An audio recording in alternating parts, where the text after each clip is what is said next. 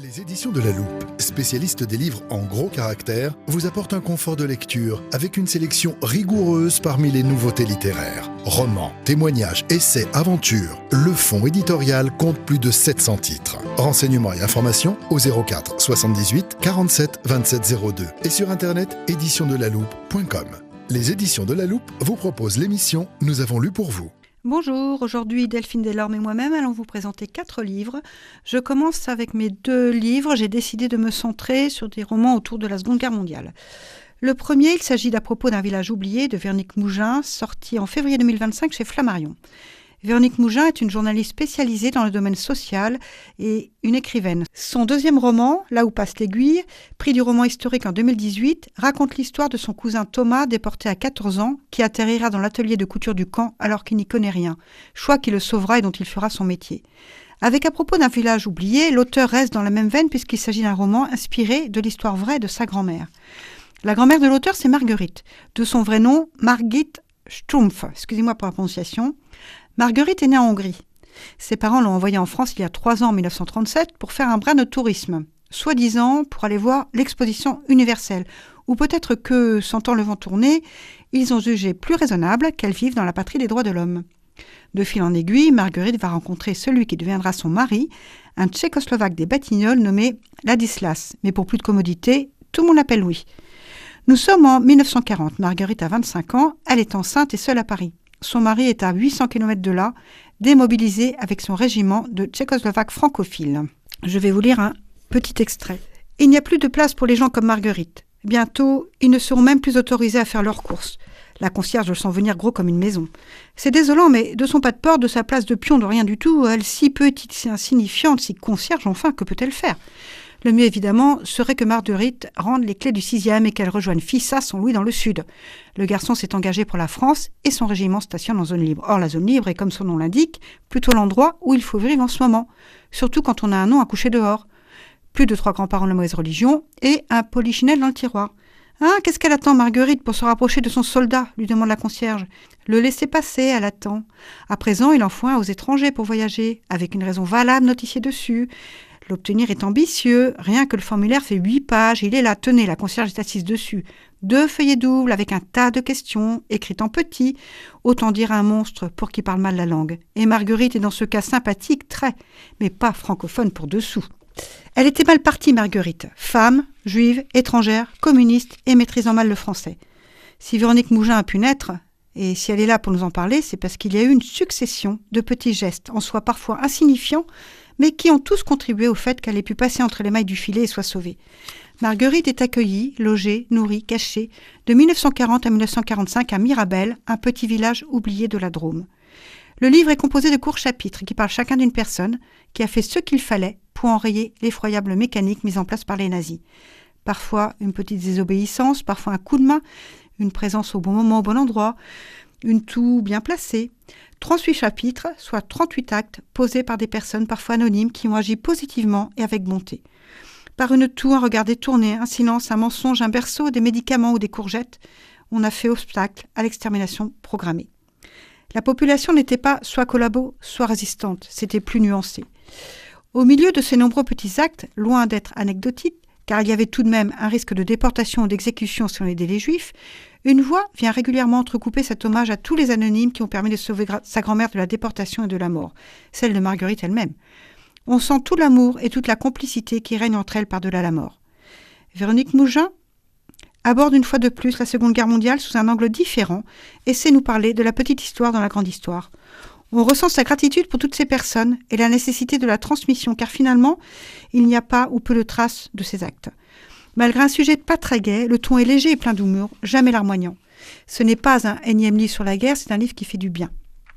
75% des Juifs en France ont survécu à la guerre, contre 25% et 45% en Belgique, grâce notamment au répit offert par la zone libre et à la solidarité des voisins. Pour mon second livre, je vais vous parler de Ma vie sans moustache de Romain Puertolas, sorti chez Albin Michel en mai 2025. Romain Puertolas est romancier, scénariste, traducteur, compositeur français et ancien capitaine de police en France, c'est ce qui nous intéresse. Il a connu le succès en tant que romancier avec notamment l'extraordinaire voyage du fakir qui était resté coincé dans une armoire Ikea, titre à rallonge, donc en 2013, et plus récemment comment j'ai retrouvé Xavier Dupont de Ligonnès en 2024. En ce qui concerne Ma vie sans moustache, nous sommes dans le même registre que le livre précédemment cité. Il s'agit d'un roman-enquête ou d'une enquête-roman au choix. De la moustache de qui s'agit-il ? Eh bien, de celle d'Hitler. Le concept est le suivant. Tout le monde reconnaît Hitler, entre autres à cause de sa célébrissime petite moustache. Or, s'il l'avait rasée, est-on si sûr que ça de pouvoir le reconnaître ? Février 2015, l'auteur reçoit une lettre d'Argentine dans laquelle une très très très vieille dame, Amalia Sánchez Weiss, dit avoir été la dernière cuisinière d'Hitler. Bon, pourquoi pas ? Sauf que cette dame précise qu'elle a commencé à travailler à son service en décembre 1945.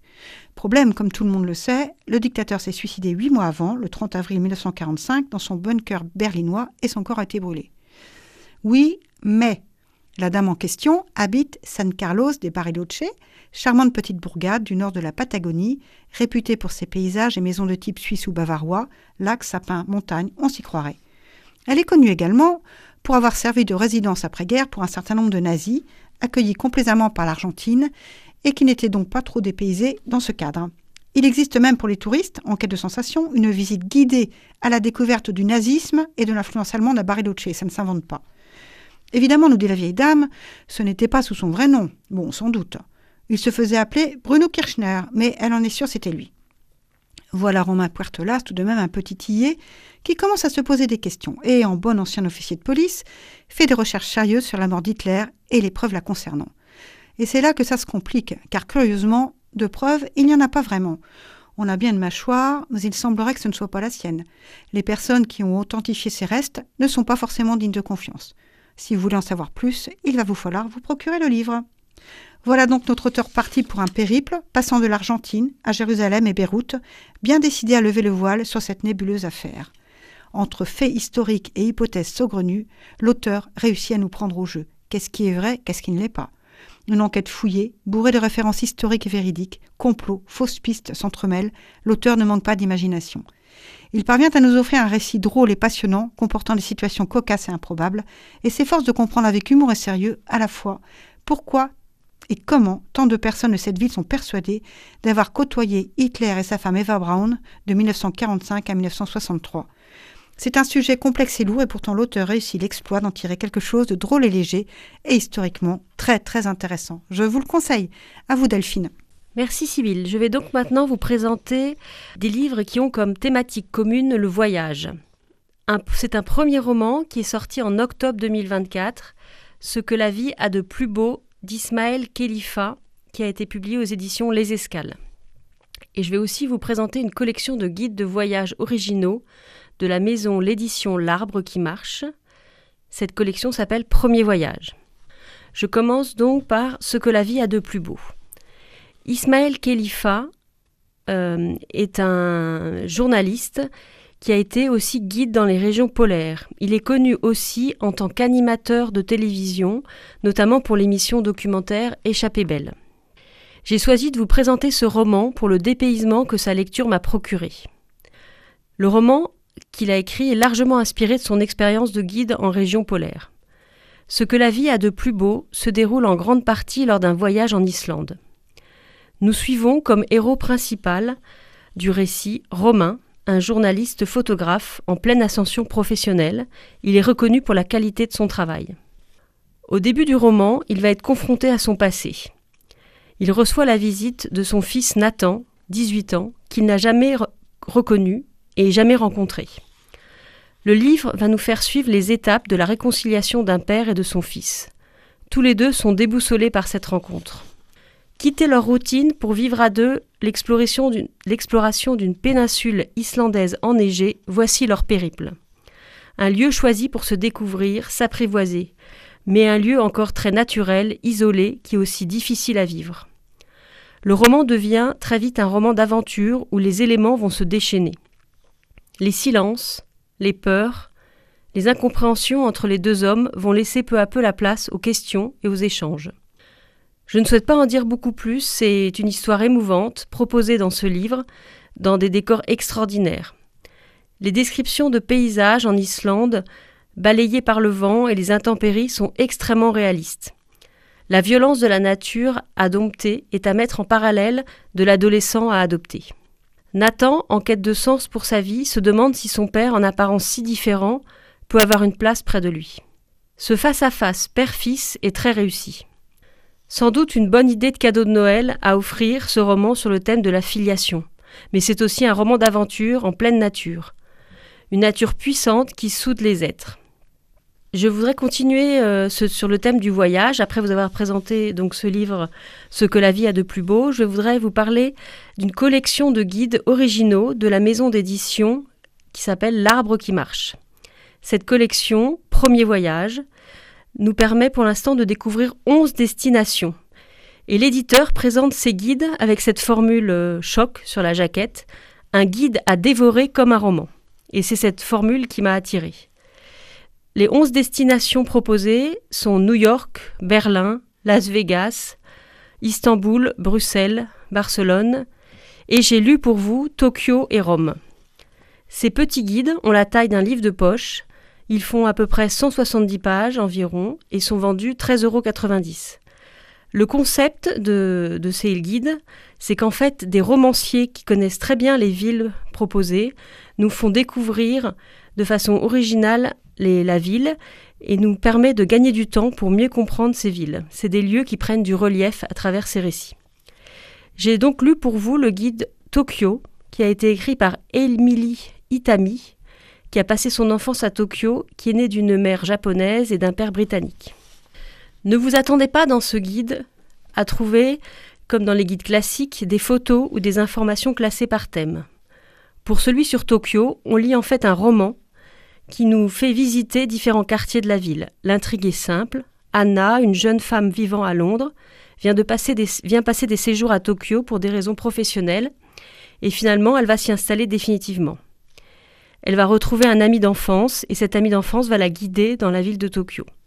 La vie à Tokyo est décrite en partie en comparaison à la vie londonienne. La forme du texte est un roman épistolaire, fait d'échanges de mails entre l'héroïne et ses proches. Cette forme narrative nous permet de découvrir la description de visites ou d'activités découvertes par Anna à Tokyo.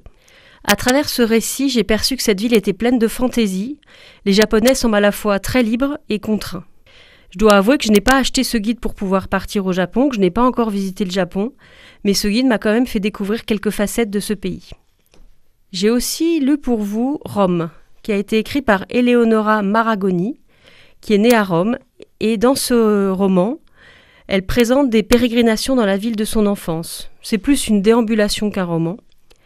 L'écrivaine apporte de nombreux éléments historiques sur les 7 collines de Rome. Les différentes strates qui composent la ville sont décrites comme les couches d'une histoire qui s'empile. Parfois, sur le mur d'une façade, les époques se croisent et s'enchevêtrent.